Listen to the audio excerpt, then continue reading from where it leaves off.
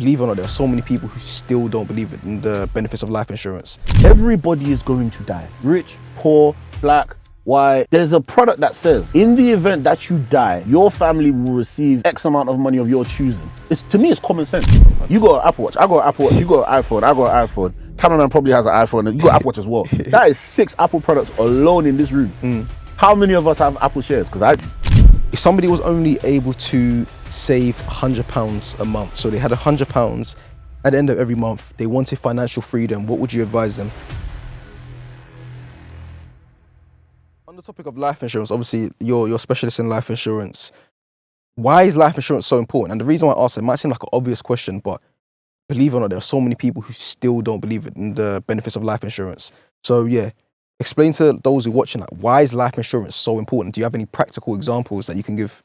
100%. I mean, apart from losing my own dad when I was a teenager, and him not having life insurance, and me seeing the financial impact as to what happens when you don't have life insurance, and also seeing the financial benefit of when someone's grandparent does, and all of a sudden, at the age of 21, you're buying 3-bedroom properties and living rent free. Apart from that, well, to me, it's common sense. Everybody is going to die. Rich, poor, black, white, famous, not famous, whatever. Wealthy already, not wealthy, like, you're going to die. Yeah.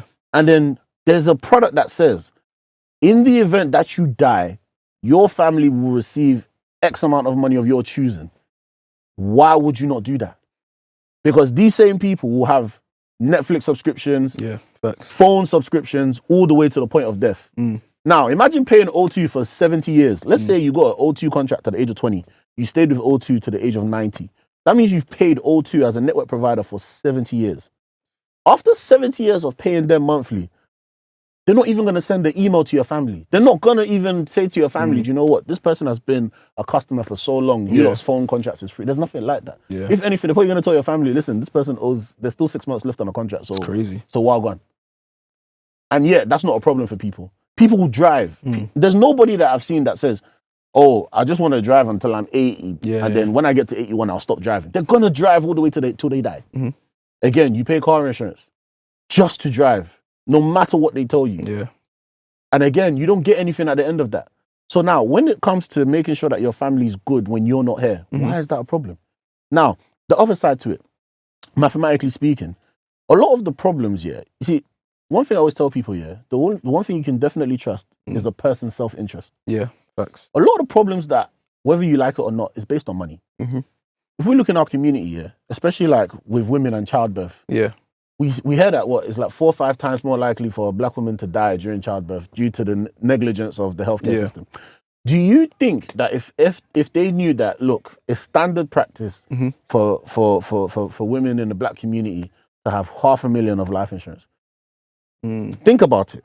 Do you think, the insurance company that has to pay this out wants to pay out prematurely? No chance. So if they keep hearing, oh, do you know what? There's this malpractice that keeps going on in these hospitals that keeps making us have to pay money prematurely that we shouldn't be paying prematurely. You don't think that, even if it's the moral reason is wrong, you don't think that in the name of, right, you're costing us money, they're not going to do something about it? Of course. They're going to put pressure on you, which is going to benefit you. 100%. In addition to that, every person has 2 parents and they have 2 parents each. So that's 4 grandparents. If all your grandparents have $500,000 of life insurance, that means that you are going to inherit $2 million within your lifetime. Because it's very likely your grandparents will go before your parents. And it's very likely that they will go whilst you're still alive. So now, if your parents are inheriting $2 million, what does that do for you? Well, it gives you that head start, man, that you need. It's that simple. It's just a simple direct debit. But no, they won't do that. And obviously, the people that you've done life insurance for, some different people, different demographics. From the different demographics, in fact, first we'll start with the wealthy and those who are less wealthy. How do people who are wealthy use strategies like wills, pension, trust? How do they use that differently compared to everyone else? It's so funny because the people that need it the least are the ones that use it the most. Literally, So wealthy people, because they've already accumulated wealth, they understand the value of wealth.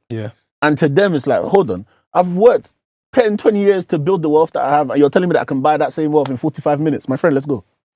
That's how it's like, it's common sense to them. It's like, well, obviously, if I've worked so hard to build this wealth and you're saying I could have just bought it, Yeah. why would I? Because I'm building this wealth to leave it to my family anyway.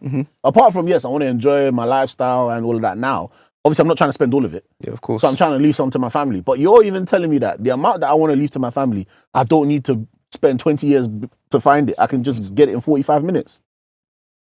Let's go. What are we waiting for? That's the wealthy people. And wealthy people, remember, they're in a position where they know what life is like with this. And they probably know what it's like without it. So they don't want to go back to, you know, where they're probably coming from. Yeah. And what they have, they want it to continue. They don't want to be some one-hit wonder. 100%. Or like, you know, I had it for a period. They want it to last, longevity. Yeah. No, that makes sense. And even on topic of like pensions, I think when we done our previous pod before, you were talking about pensions.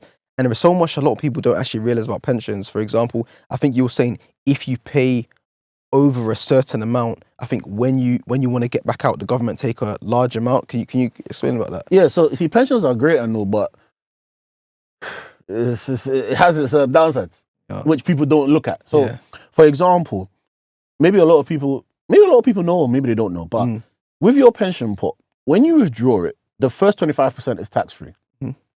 The remaining balance, depending on how much you withdraw, that's how you'll be taxed. Okay. So your pension is a delayed, you're delaying the tax. That's what you're doing. So okay. You don't have a savings pot. It's just a delayed tax. Okay. So people do it like they're avoiding tax and you're avoiding tax today, not tomorrow. So let's say, you've got a pension pot, right? Let's say your pension pot is 400 grand. Okay. That first 100 grand, you can withdraw that. Yep. Tax free. That's 100 grand in your account. It will make it to your account. That remaining 300 grand, if you were to try and withdraw 100 grand again, you'll be taxed in that time, whatever the tax rates are at that time, you'll be taxed as though you just worked for 100 grand. So imagine now, you try to withdraw that 100 grand and then you're paying 45% tax. Wow. That's what will happen. You will pay 45% tax. I thought it was less than that. No, you're going to be taxed in the tax rate of that time. That's mad. Now, pensions back in the day were great because, the tax is high now, but as I got older, the tax has gone down. That's crazy, man. Let's ask ourselves, what is the likelihood that tax will go down by the time we're 60 and 65? For all we know, the tax rates might go up. So it means that the tax that you didn't pay today, you're paying more later. And that's what people don't realize about pensions. People don't. So then would you still advise people to be putting like a lot into their pensions? Yes, but I'll definitely be investing more. And I'd be banging out the stocks and shares ISA. Because the stocks and shares ISA, all the gains is tax-free. Yeah. I not recently, but probably about 18 months ago, I spoke to someone and they were saying, listen, just put the money in S&P 500, Vanguard, and just set and forget. So obviously, I've been doing that and just set and forget. What are there any others that you think that you'd advise people to take a look at for those who may not know much about the markets? Okay, if I was talking to my little brother, here's what I would say. I always ask people, why are you invested without being invested? Like in this room alone, how many Apple products are here? A lot, man. You got an Apple Watch, I got an Apple Watch, you got an iPhone, I got an iPhone. Cameraman probably has an iPhone, and you got Apple Watch as well. That is 6 Apple products alone in this room. How many of us have Apple shares? Because I do. I don't. Oh, you have Apple shares? Mad. Do you see? That's what I'm talking about, being invested without being invested. You're paying Apple for their product, but you're not buying their shares for you to eat as well. We all use Instagram and Facebook. Why don't we have that share? Why don't we have that? You know what is it? I think the reason why I don't look at it is because I feel like those companies are so big. Like you're not really gonna. I don't see it as you're gonna really benefit from those companies. In my eye, that's just the way I see it. I don't know. You can educate me on that. Do you think that Mark Zuckerberg, Apple are looking to be stagnant? Even just inflation is gonna send their share prices. Like, I mean, how I look at it is, okay, what's the likelihood that Mark Zuckerberg will allow his company to go to zero just so that I can lose my 10K? Impossible. He's gonna let his whole family crash and burn because of me. No chance. What's the likelihood that Apple's gonna let themselves disappear off the face of the earth in the name of so that iOS share price goes down? Yeah. That's how you gotta see these things. And especially if you have like companies that you frequently buy from, you trust, you don't feel they will fail, then why not? Because you frequently pay them. Yeah. That's what keeps them afloat. And that's true. That's a crazy way of thinking of it. So What platform do you use to invest in those, like Vanguard and stuff like that, and just get Apple, just go on Apple and just literally invest in Yeah, you those? can use Trading 212, Invest Engine, Vanguard. You know, there's so many. It's just which ones are people comfortable with and which ones do they like using. Yeah. So cool. We talked about pensions. We talked about life insurance. What about trusts and wills? Like, how do people use them? Like, yeah, give more information about trusts and wills for people that don't actually know what they are. Yeah. So for example, a will is basically your last testament. So a will is an expression of your wishes. Essentially, if you don't have a will, you're telling the government that, look, I haven't decided what I want, so you decide for me. Wow. That's the absence of a will. There's no like middle. Everything's black and white. Like there's no it's just a limbo. Yeah. You not having a will means that you're preparing for the government to decide what will happen. Wow. Now a lot of people also say, oh, but I ain't got anything, so what am I going to put in a will? What, my PlayStation, my Apple charger? Like, what am I gonna? But what people don't realize is, if you're a parent and you have children under the age of 18, you need a will. Because again, a lot of people might just be thinking, oh yeah, you know, if me and the missus both died on the M25 at the same time, God forbid, you know, oh, don't worry, they'll just go and stay with grandma, they'll stay with their auntie, uncle. There's lots of people that can take care of the kids. No, it doesn't work like that. Wow. They're going straight into the foster care system. And then now your family has to come in and go through all of these legal loopholes and whatnot to come and get custody of the kids, because you haven't expressed that if anything was to happen to me, these are the designated guardians that I would like my children to be with. Wow. That's crazy. So would you say that this, because when I think of wills, I think of, okay, cool, when you're like 50, whatever, or that's when you should really start. Like, at what age would you say you should really start? I'm talking about like from the youngest age. Like, what age would you really start considering? Is it like 30s? Like, depends on the individual and what they have, right? But let's say, what I would say maybe start first with would be lasting powers of attorney. Okay. So that would be something that you could do from 18. Lasting powers of attorney work in two things. It's you saying, right, if my health was to deteriorate and I needed somebody to make decisions on my behalf, these are the people that I want to make decisions on my behalf. Okay. So that's for your health. Okay. You could also have it for your finances. You know, look, if I'm not in the position to be able to, you know, make decisions financially for myself, I've entrusted these people to make decisions for me financially. Wow. So that from 18. Remember, all these things are changeable and updatable as life goes on. Yeah. As for will, you know, as soon as you start getting things, or as soon as you have children, I would say, you know, that would be the point where you'd want to do that immediately. Yeah. Now, you asked about trust. Trusts are only as valuable as what's in them. Because everybody gets excited about the word trust, but you don't have anything to put in a trust. But the things that you can put in a trust, for example, like for all my clients that take out an insurance policy, I put their insurance policy in a trust. Okay. Reason being, we want to avoid multi-generational inheritance tax. Okay. Now, the first generation will have to pay inheritance tax. You can't run away from that. Okay. However, what we can do to mitigate that tax could be through insurance. Yeah. So let's say, for example, yourself, right? You've got lots of properties. Let's say your property portfolio was, I don't know, let's say it was worth 2 million, right? Well, you get $1 million exemption, right? Well, let's say it was you and your wife or something, right? And you wanted to pass on to the kids. You'd have £1 million exemption, and then there'd be $1 million left. There's 40% that's owed of that $1 million. You don't want your kids to go and have to sell the property just to pay the 400 grand, right? Of course not. Naturally, you'd want to, get an insurance policy. Or if you're smart, you'd get an insurance policy that's at least worth 400 grand. So at least the 400 grand that's due is not you paying it, the insurance provider's paying it. Yeah, 100%. So that's done. Then you want to create a trust for all these things so that, okay, yes, when it gets to your kids, the transference of assets, wealth from your kids to your grandkids, there's no inheritance tax. Wow. Because a lot of people feel like, oh yeah, there's no inheritance tax. After. Okay. As for the first, it's always. Okay. What you're trying to avoid is multi-generational inheritance tax. Does that make sense? No, that makes a lot of sense. So in the economy right now, obviously there's a lot of talk between renting or buying. What's your opinion on that in terms of renting or buying? Renting or buying. Ultimately, look, as far as the long term is concerned, you have to buy. Like it's just common sense. Okay, let me tell you why it's just common sense. The age that we are now, 30. Let's now go back 30 years. Yeah. it wasn't 1.5K a month to rent. 100%. So let's show two scenarios. We're gonna do the guy that never buys, just rents for his whole life. You're renting today as a 30-year-old in London for $1.5 grand a month. We fast forward 40 years. You're 70 now. Inflation is going to inflate. You're 70 years old, meaning that you're earning significantly less than you are today at 30. Facts. Right? However, your cost of living has exponentially grown. You don't own anything. You rent. So what does that mean for you? It now means that your entire pension pot is going onto your cost of living, which might not even be enough, because the state pension right now is only like 200, like let's call it between 230 to 250. Wow. And then you've got your private pension. God knows what's in your private pension. So now all of a sudden, let's say you're at 70, you've got 2K a month.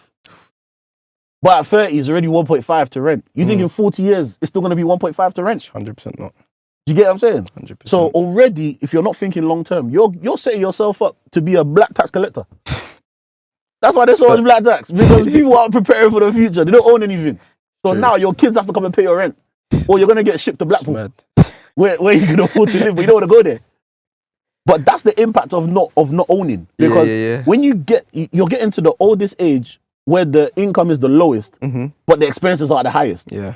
Because inflation is about to deal with you. That's scenario one. Scenario two, you own. Now, by the time you finish paying off your mortgage, the highest expense that anyone has, which is the roof over their head, is gone. Yeah. All that you have left to pay is council tax, your TV subscription, food, travel. You're even gonna get Freedom Pass. Yeah. Sure. So you see now, your expenses are so low that even with minimal income, you will survive. Just from owning your house. Crazy. Now, here's the other reason why I think it doesn't make sense to say that rent over buying. If you rent, see, the only people it makes sense for are council tenants. Yeah. If you're not in the council system, this doesn't make sense for you, because you're renting privately. Yeah, for sure. Now, to rent privately means you're going through a middleman who's added a markup on the bank. You said, no, I'm not going to go to the bank for the mortgage. I'm going to go to the guy that's got a mortgage from the bank who's now adding interest on that mortgage to pay. How does that make sense to you? That's true. If you go directly to the bank, it's $1,500 a month. Facts. If you go through the middleman, it's $1,800 a month. How can it ever make sense to rent over own? Yeah, honestly, that argument, man, is I don't know, man. It don't make sense to me. But even touching on that, talking about mortgages, obviously, I bought a house recently. What's a new one? So in the process, and on the topic of that, it brings me to the question of credit. Credit is something that a lot of people really don't realize, and a lot of people, they've messed up their credit by whether it's not paying fines or whatever. So talk to me about credits and things like what do you call it, buy now, pay later, and how that can impact somebody who, whether they want to buy a house or impact someone's finances in a negative way. The thing about credit, credit is like any other thing in the world, It's like knives. I say knives are bad. Well, if you take away knives, how are you going to cut your food? True. It's not that it's bad. It's in whose hands and how are you doing it? Because credit, even for you to buy your property, you needed credit, because the bank needs to know that, listen, can we trust this person to borrow their money? So you need credit to even show that you're credit worthy. Yeah. The problem with the buy now, pay laters and these things is that when it comes up on your credit file, the lender is looking at it like, okay, why are you so heavily reliant on others just to do basic things? Yeah. That's what it's like. So where people go wrong, like, they just need to simplify it. Yeah. Let's say you had a friend that comes to you. This guy is asking you to borrow money. Now, before you consider it, you're going to look at the person, their behavior, all of that. Now, for some reason, this guy is the type of person that he's coming to you to borrow money, but you know that he's currently borrowing from 4 other people now. What's your confidence going to be like to borrow to such a person? Very low. Because now you're thinking, so what? How am I going to get my money back? Are you going to be telling me that his debt, you've passed it on to me? Like, what's going on? It's the same thing with these buy now, pay later things and how it appears on your credit file. Now, if you pay in full and all of that, and you're not defaulting, it's fine. They can see that, right? Yes, it's a cause for concern, but at least they pay on. They're not gonna leave us high and dry. They're gonna pay us our money. That makes sense. And it's even interesting on the topic of credit, because I thought I knew a decent amount about credit, but I really didn't, because I noticed my credit score started going down. And for example, because I use American Express, I normally always pay off end of the month, which is fine. But because I got a new American Express card and the limit was only 3,000, so before my Amex limit was like 25k because I just obviously kept paying and they just kept increasing it. But the one that was 3k, because I was using that to the max of 3k, my credit started going down. But then I didn't realize they advised it that you should only use, I think like 30% of your credit limit, bro. I'm like, bro, there are so many things that people really don't realize that can be affecting their credit.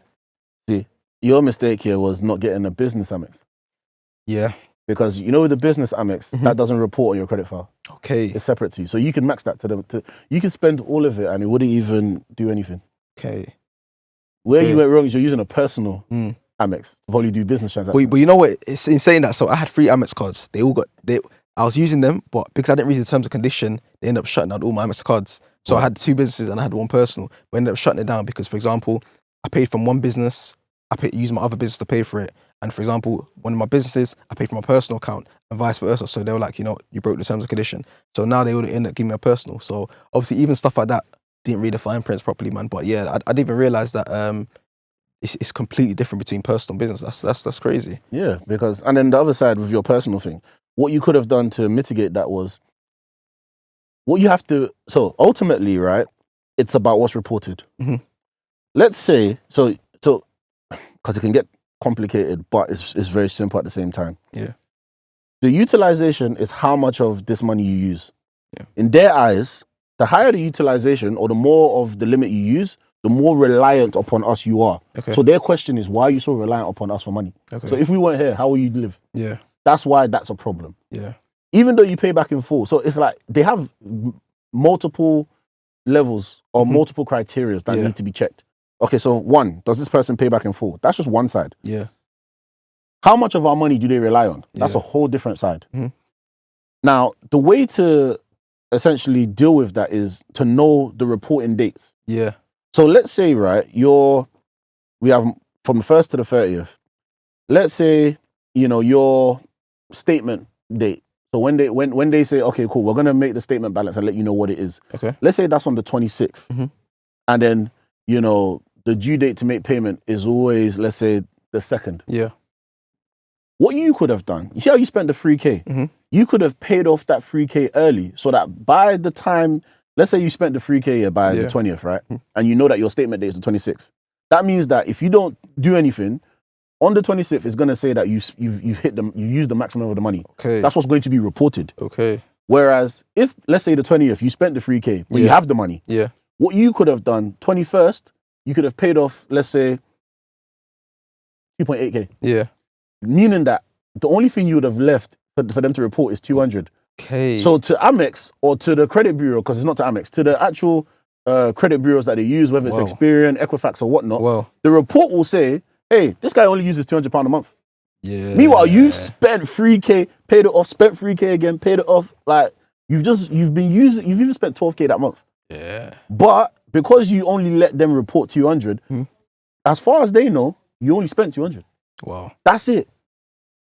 That's mental. So that's a workaround that people can do. Yeah. Honestly, you really don't realize, and it shows why it's so important to be like financially literate. And I feel like a lot of people these days, whether it's our community, whether it's young people, they're just financially illiterate. And you can really see how that can really impact you, not just yourself, but in fact, generations to come, man. So I think you definitely opened my eyes, and I'm sure a lot of people's eyes. So as we begin to wrap up, I want to ask just a few questions, and one of them being, if you're giving advice to a 20-year-old on how they can begin to get in the mind frame or build generational wealth for themselves and for the future generation, what would you advise that 20-year-old? Let's say they're in university on their final year, for example, finishing university, final year. What advice would you give that 20-year-old? Start reverse engineering your life. Start mapping it out from now. So as you're finishing, right, what type of life do you want? How much do you want to, what type of life do you want first? Don't even think about the money. Think about the life you want first. You want to travel 3 times a year? Do you want to be, do you want to have location freedom? Do you want to have time freedom? Yeah. Do you want to be, do you want to own property? If you want to own property, by when? What type of property? Where? All these things. You want to drive? What kind of car do you want to drive? All these things, start doing all of that. Then count the cost.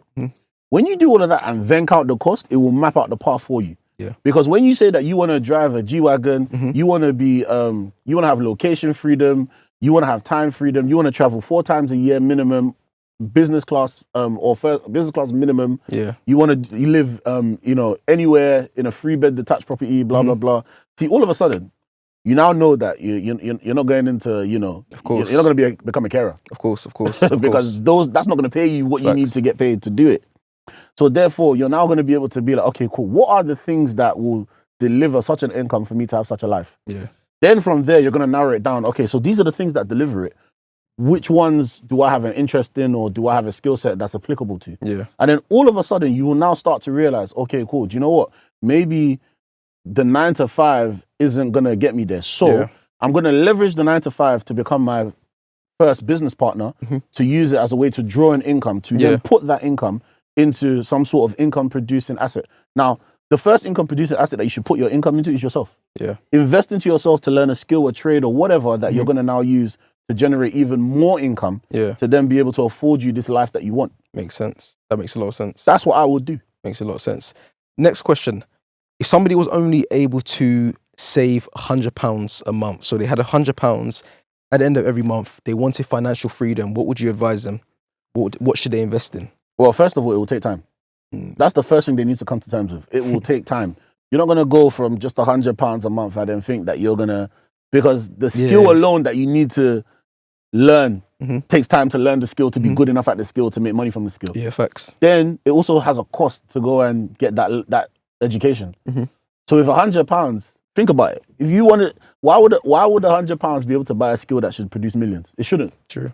So you should already be expecting that, right? To go and learn this skill is going to cost me a pretty penny. Not too much, but something. So now you should be prepared to say, okay, cool. Do you know what? I need to find a way to either quickly increase that £100 saving, or I know that over time, it's going to take me a while to save up enough for me to invest in the thing, which is myself or my education, or a skill that's going to help me produce more money. Yeah. So I think that's what they would need to do, be looking at, right, how can I increase income? Yeah. That should be their first place. Like, how can I use this £100 to increase income? What's the lowest hanging fruit? What can I buy that will increase my knowledge and skill set for me to then use that new knowledge and skill set to produce even more money, so that the £100 left over can turn into 500, 1,000, etc. No, that makes sense. And the last one, I'm going to direct this last question to our community to finish off. What would you say is one thing that whether our community need, but they don't really talk about? Apart from financial protection. What was one thing that, right. Financial protection and like planning for the future. Yeah. Because if every black person had 500,000 life insurance on them, the next generation is fine. Yeah. Like, it would become normal for us as people to say, like, when we hear, oh, this person's passed away, oh, sad, I'm sure he's going to get something. Yeah, for sure. Eventually, we can be the people that we have that thingy on. Sure. And on top of that, I would say the delayed gratification and making money do the work for us. Yeah. A lot of people, they break the cycle. The cycle of money is supposed to be this. You get an income, you put that income into something that produces more income. That thing that produces more income, when that income comes, you do it again. Yeah. When that thing on the third level comes, you do it again. Yeah. So eventually, you end up being in a position whereby, without any effort, your assets are producing you the money that will sustain your lifestyle, so that now the thing that you actually exchange time to make money for, you can do as a passion project. Yeah. You don't need it. No, that makes sense. That makes sense. I know I said that was the last question, but for me, I just remembered our conversation about Dubai. Why do you think so many people are moving to Dubai, and do you need to move to Dubai to have a better life? Because when you were talking about, the UK, how the UK is like so strong. So what is the hype with Dubai? And in terms of financial freedom, do you think Dubai is the way out?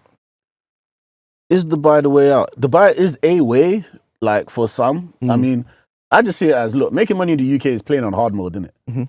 Because if I'm rich in the UK, I'm rich everywhere. Yeah.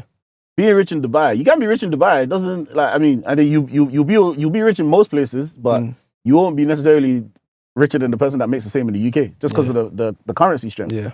You get what I'm saying? Now, the thing about Dubai is you're going to be around other like-minded people. So it's probably easier, like, because this person also is money motivated Yeah. or what have you. But you can be rich anywhere. Like you know, you don't necessarily have to move to Dubai. Like moving to Africa can make you richer than moving to Dubai, because first of all, there's more people. So if there's more people, there's more problems to solve. If you solve the problems of the people in Africa, like, you know, in Africa, you don't, it doesn't take much. You can be rich just selling eggs. Yeah, it's true. Like, if you supply eggs to Ghana and Nigeria, you're gone clear already. No, it's true, bro. It's true. It's true. It's true, man. But no, honestly, bro, you shared a lot of gems, man, and I'm sure there's a lot of things that people are definitely going to take home. So for those who don't know you, where can they find you? Yeah, so you can find me on Instagram and TikTok, ionoble_. That's ionoble_. It's the same on both platforms, even YouTube as well. Insight with Io. I put some content there as well. That's nice. And also, I believe you have a program out to help people, become more financially literate. So tell us briefly about the program. Yeah, so I've put a course together called the $100 million game plan, or the £100 million game plan. Sorry. So literally, I've put in there exactly how to retire with 100 million. So my own investment portfolio is set to do that by the time I'm retired. I've put exactly every single stock that I'm invested in. People can copy it if they want. That's they don't amazing. have to. It's literally, it answers the question of, why don't they teach this in school? So everything that you wish you were taught in school, I've put in there. So it covers things like, you know, different trusts, wills, insurances, what parents can do to set their kids up to have six figures by between 18 and 25, tax-free as well. How to retire with 100 million tax-free as well for yourself, credit, you know, different banks. So many modules That's amazing. You know, are in there. So it's self-paced. You can skip to the modules that you care about. That's amazing. You know, and literally you can get the education that you need. You know, I explain the difference about different vehicles. When I talk about vehicles, I don't mean like, you know, your automobiles or whatnot, but the vehicles of making money. Because a lot of people don't realize that their limitations are based on the vehicles that they're exposed to. So they need to be exposed to other things to realize that certain things are possible. Facts. Now that makes sense. Well, listen, there you have it. Make sure you reach out to Io. If you came through the podcast and you obviously reach out to Io, make sure you give me a shout just to see how, you know, you came from the podcast. But yeah, honestly, thank you for getting to the end of the vid. As always, make sure you like, comment, and subscribe, and stay tuned because we've got a lot more guests coming onto the podcast. Thank you.